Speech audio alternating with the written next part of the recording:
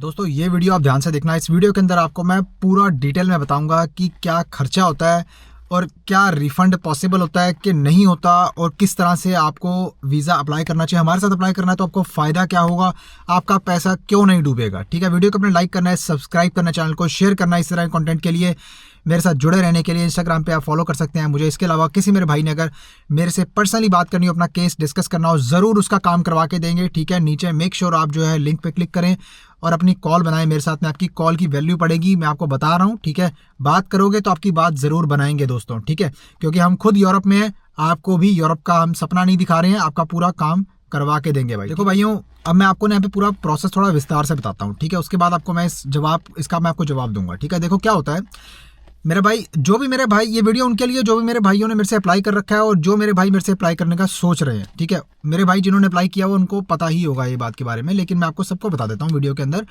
देखो मेरे भाई, जब आप अप्लाई करते हो ना किसी भी प्रोसेस के लिए, आप चाहे स्टूडेंट वीज़ा के लिए अप्लाई करो, चाहे वर्क परमिट के लिए या टूरिस्ट वीज़ा के लिए, तीनों के अंदर आपको बैंक स्टेटमेंट लाजमी होती है। बैंक स्टेटमेंट आपको लगानी ही पड़ती है। ठीक है, 1.5 से 2 लाख रुपए इंडियन मनी में या फिर 2 से 2,500 यूरो के आसपास आपको जो बैंक स्टेटमेंट लगानी पड़ती है। फलानी कंट्री से आप कहीं से भी अप्लाई करना चाह रहे हो, जहाँ पे आप जॉब कर रहे हो या फिर जहाँ से बिलोंग करते हो या जहाँ आप रहते हो। ठीक है, अब बात करते हैं कि देखो प्रोसेस, अगर आप कोई भी कंट्री का वीज़ा अप्लाई करोगे, चाहे वो स्टूडेंट वीज़ा या वर्क परमिट के केस के अंदर लॉन्ग टर्म वीज़ा की बात करते हैं। ठीक है, आपको दोस्तों एक कॉस्ट बकाया करनी पड़ती है, कॉस्ट आपको अदा करनी पड़ती है।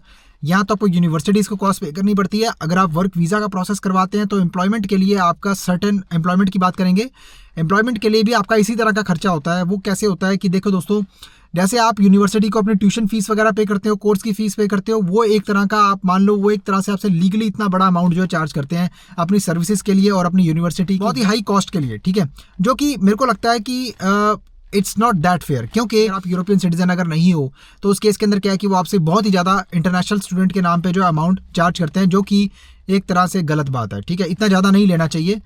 लेकिन अब बात करते हैं एम्प्लॉयमेंट की। एम्प्लॉयमेंट वीज़ा के कैटेगरी के अंदर दोस्तों शेंगन वीज़ा डी टाइप होता है। ठीक है, जो लॉन्ग स्टे का लगता है आपका। इसके अंदर होता क्या, आप ध्यान से सुनना, कोई मेरा भाई अगर प्रोसेस करता है तो मेरे को आगे किसी एजेंट को पैसे नहीं देने होते। ठीक है, अब आप जैसे पूरी प्रोसेस की कॉस्ट अब करते हैं, ठीक है, अदा अपनी, जैसे फ़र्ज़ करो कोई भी आपकी कंट्री के हिसाब से एक एक्स अमाउंट एक आपको कॉस्ट बता दी मैंने। ठीक है, अब वो कॉस्ट, अब क्या होता है कि बेसिकली अब वो कॉस्ट, उसके अंदर चीज़ें बढ़ जाती हैं। देखो भाइयों, उसके अंदर आपके लॉयर का खर्चा होता है। ठीक है, आपके पोस्टल्स का खर्चा होता है, डिलीवरी चार्जेस होते हैं। आपको ये नहीं पता कि एम्प्लॉयर से किस तरह से जो है हमें अरेंजमेंट करना पड़ता है। ठीक है, ये चीज़ यूट्यूब वीडियो में नहीं बताई जा सकती, बिकॉज काइंड ऑफ ये चीज़ बताना सही नहीं है यहाँ पर, इस प्लेटफॉर्म पे सही नहीं होगा। फिर उसके बाद आपको एक स्पॉन्सरशिप करने का पूरा प्रोसेस जो है करवाना पड़ता है एम्प्लॉयर को, जिसके लिए एम्प्लॉयर जाहिर बात है अपनी जेब से 1 रुपया भी खर्च नहीं करेगा। वो किससे लेगा आपको भी मालूम है। अब एम्प्लॉयर को ही पूरा प्रोसेस स्पॉन्सरशिप का, वीज़ा स्पॉन्सरशिप का जब करना होता है ना, तो उसको सबसे पहले तो यहाँ पर शो करना पड़ता है कि क्यों ऐसी नीड आ पड़ी कि आप ही को हायर करना पड़ेगा। जो भी मतलब मेरा भाई अप्लाई करना चाहता है, आपको क्यों हायर करना चाहिए, क्यों यहाँ पे यूरोपियन सिटीजन्स मतलब अवेलेबल नहीं है इस जॉब की वैकेंसी को फुलफिल करने के लिए, क्यों आप इस बंदे को ही लेना क्यों चाहते हो आप। ठीक है, जो कि इंडिया पाकिस्तान से कहीं से आना चाहता है ब्रदर, उनके लिए मैं आपको बता रहा हूँ, पूरी बार बार बताता रहता हूँ, जस्टिफिकेशन शो करनी पड़ती है, जिसके लिए ये आसान प्रोसेस नहीं होता। जिसके लिए पहले तो अपॉइंटमेंटें लेनी पड़ती हैं। ठीक है, जगह जगह जाने के बाद में, उनको धक्के खाने के बाद में, ठीक है, वो ये काम खुद नहीं करते, अपने PA से करवाते हैं, उसको बाकायदा सैलरी अलग देते हैं। फिर जो उनको खर्चा होता है वो कहाँ से लेंगे आपको भी मालूम है, कहाँ से वो खर्चा निकालेंगे वो। ठीक है, उस चीज़ का तो ऐसे करते करते ये पूरे प्रोसेस की कॉस्ट है ना, ये थोड़ी सी हो जाती है। ठीक है, ज़्यादा हो जाती है, तो उस चक्कर के अंदर क्या है, फिर भी स्टूडेंट वीज़ा से कम होती है, फिर भी स्टूडेंट वीज़ा से कम कॉस्ट होती है, जिसके अंदर आपका सारा खर्चा होने के बाद में आपका एक वीज़ा का जो एप्लीकेशन प्रोसेस है वो एम्बेसी में जाता है, और आगे जाके आपका पूरा प्रोसेस जो है ना, फिर वो वीज़ा लगता है नहीं लगता, बाद में वो रिजल्ट की बात होती है। अब बात करते हैं रिफ़ंड होता है नहीं होता। देखो यार मेरा भाई, हम इसीलिए ऐसे ऑप्शन लेके आते हैं क्योंकि हमें पता होता है कि इस कॉस्ट के अंदर जो है हमें ही रिफंड नहीं मिलेगा, तो हम आपको कहाँ से रिफंड देंगे। जो तो लोग इसके अंदर रिफंड दे देते हैं भाइयों, मैं आपको एक चीज़ बताता हूँ, यहाँ तो उन एजेंटों ने आपका अप्लाई नहीं किया होता। ठीक है, यहाँ तो वो बेसिकली जो आपसे सिर्फ खेल रहे होते हैं, बस पैसा लेके रख लेते हैं और उसके बाद उनको कोई मतलब ही नहीं है, क्योंकि उनके पास पैसा पड़ा रहेगा। उनको पता है कल को हमने इस पैसे को इन्वेस्ट करके कहीं 1,00,000 2 लाख फालतू बना लिया तो ₹1,00,000 आपका दिया हुआ ना, वो आपको रिफंड कर देंगे। ठीक है, ऐसा भी करते हैं।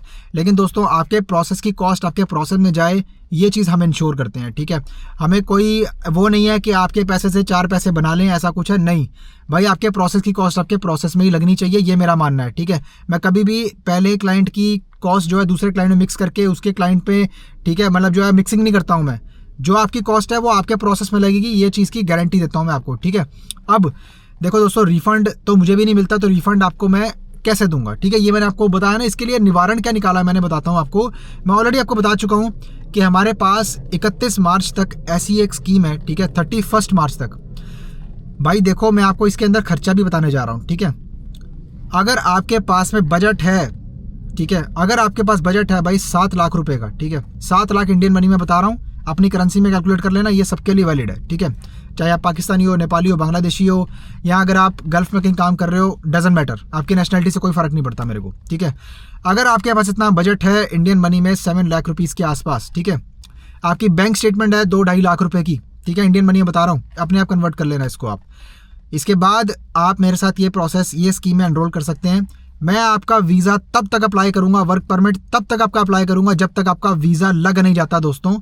3 ऑप्शन तक लिमिट करता है ये। 3 ऑप्शन कौन से बता देता हूँ। पहला ऑप्शन आपको प्रोवाइड करूंगा क्रोशिया या Slovakia, depending on your country. Bangladeshi हो तो क्रोशिया नहीं दूंगा आपको, ठीक है। स्लोवाकिया आपके लिए रहेगा पहला ऑप्शन, यूजुअली सबके लिए स्लोवाकिया रहेगा। दूसरा option Croatia except Bangladeshi, Bangladeshi को दूसरा ऑप्शन दे दिया जाएगा। थर्ड ऑप्शन आपको डिपेंड करेगा, ठीक है, आपकी कंट्री में रेशियो का चल रहा है इस टाइम पे वीज़ा का।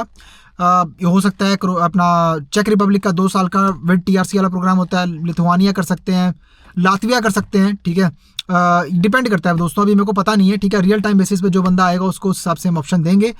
अब एक बात बताओ, कोई बंदा, अब ये बात सोचो, अगर 7 लाख रुपए, ठीक है, अगर आप नॉर्मल किसी प्रोसेस की कॉस्ट करते हो ना, इंडिया के अंदर 6.5 लाख रुपए रेट चल रहा है, मतलब कोई भी वर्क परमिट आप करवाते हो, ठीक है, 7 लाख के अंदर बजट के अंदर आपके पूरे प्रोसेस की cost including our consulting fees, आपको मैं 3 कंट्री के लिमिट्स ऑप्शन दूंगा, 3 कंट्री की, ठीक है, जिसके अंदर बढ़िया बढ़िया कंट्रीज हैं।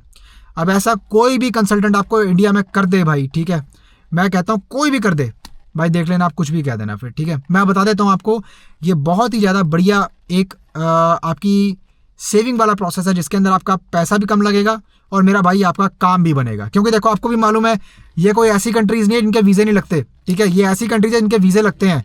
स्लोवाकिया हो गया, क्रोशिया हो गया, पोलैंड का 3 साल का वर्क परमिट हो गया, जिसकी अपॉइंटमेंट में थोड़ा मसला होता है, लेकिन काफ़ी लंबे समय के बाद में अब ये रिजॉल्व होने जा रहा है। अभी 2025 में ऐसी खबर मिली है मेरे को, ठीक है, कि भाई ऐसा है कि ये अपॉइंटमेंट पे अपने काम करने जा रहे हैं और अपॉइंटमेंट प्रायोरिटाइज करेंगे अब उनको, जिनका वर्क परमिट 3 साल का है या जो स्टूडेंट वीज़ा के एप्लीकेशंस है।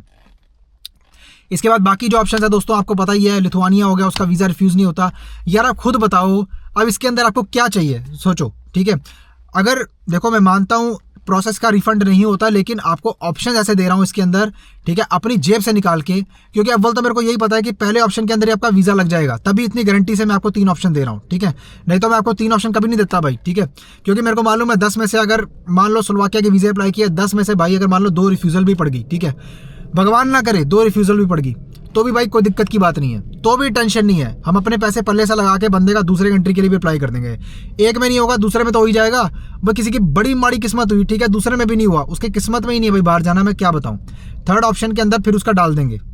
ज़्यादा से ज़्यादा भाइयों यही कर सकते हैं। ऊपर उठ के तो देखो, अब भगवान भी नीचे आ जाएगा। अगर आपकी किस्मत में नहीं होगा भाई, आप नहीं जा सकते। किस्मत बहुत बड़ी चीज़ होती है, इसको मानना चाहिए, इग्नोर नहीं करना चाहिए, ठीक है। ये चीज़ें हो चुकी है मेरे साथ भी, तो इस चीज़ के ऊपर आपको भी अमल करना पड़ेगा, ठीक है। मेरा भाई अगर कोई अप्लाई करना चाहता हो इस स्कीम के अंदर, बिल्कुल मेरे साथ रब्ता कर सकता है। कहीं बैठा है कोई, उसकी नेशनलिटी है, काम करवा के देंगे भाई। जो वीडियो में वादा किया है, 1 रुपया आपसे फालतू नहीं लेंगे, और मैं आपसे कोई पैसे नहीं लेता हूँ, ठीक है भाई। वर्क परमिट के मैं आपको बता दूँ, ठीक है, कंसल्टिंग चार्जेस होते हैं, ठीक है, आपकी लीगल जॉब प्लेसमेंट होती है। कोई आपको वर्क परमिट बेचा नहीं जा रहा है यहाँ पे, ठीक है। मैं आपको कोई वर्क परमिट सेल नहीं कर रहा हूँ यहाँ पे, बता देता हूँ आपको, ठीक है। जब बात करोगे, अपने पॉइंट्स क्लियर रखा करो पूछने के लिए कि हरी भाई से ये बात करके ये पॉइंट्स पूछने हैं, सारे डाउट आपके क्लियर करूंगा। जी, मैं इंडिया में नहीं रहता, मैं यूरोप में रहता हूँ, ठीक है, और इंडिया में मेरा कोई ऑफिस नहीं है, क्लियर कर देता हूँ यहाँ पर। अगर आप उसके बाद सोचते हो कि हाँ भाई हमें हरी भाई से बात करनी चाहिए, जरूर आप बात कीजिए, आपके कॉल की वैल्यू जरूर पड़ेगी, ठीक है। ये मैं आपको बता देता हूँ, बार बार इसलिए बोलता हूँ मैं ये बात। गूगल मीटिंग ऐप पे आपकी कॉल मेरे साथ शेड्यूल होगी, नीचे आपको लिंक मिल जाएगा, कमेंट्स के अंदर क्लिक करोगे, आपको अपने आप सारा सिस्टम समझ में आ जाएगा। क्लिक करोगे, आप बहुत समझदार हो, अपने आप बुकिंग बना लोगे आप, ठीक है। गूगल मीटिंग ऐप डाउनलोड कर लेना, उस पर मैं आपको मिलूंगा आपके दिए हुए टाइम और दिन पे। कोई मेरे भाई अगर ज्वाइन करने में उनको मसला आता है, कुछ आता है, काइंडली वो पहले ही जो मेरे को बताया करें, ठीक है। ऐसा ना हो कि कॉल का टाइम निकल गया, मैं वेट करता रहूँ, उसके बाद फिर आपकी कॉल रिशेड्यूल करना मेरे लिए पॉसिबल नहीं होगा, बता देता हूँ आपको, ठीक है। बाकी अपना बहुत सारा ध्यान रखिए, इंस्टाग्राम पे फॉलो कर लो मुझे, ठीक है। मिलता हूँ आपसे किसी और शानदार दूसरी वीडियो के अंदर, तब तक के लिए बाय बाय।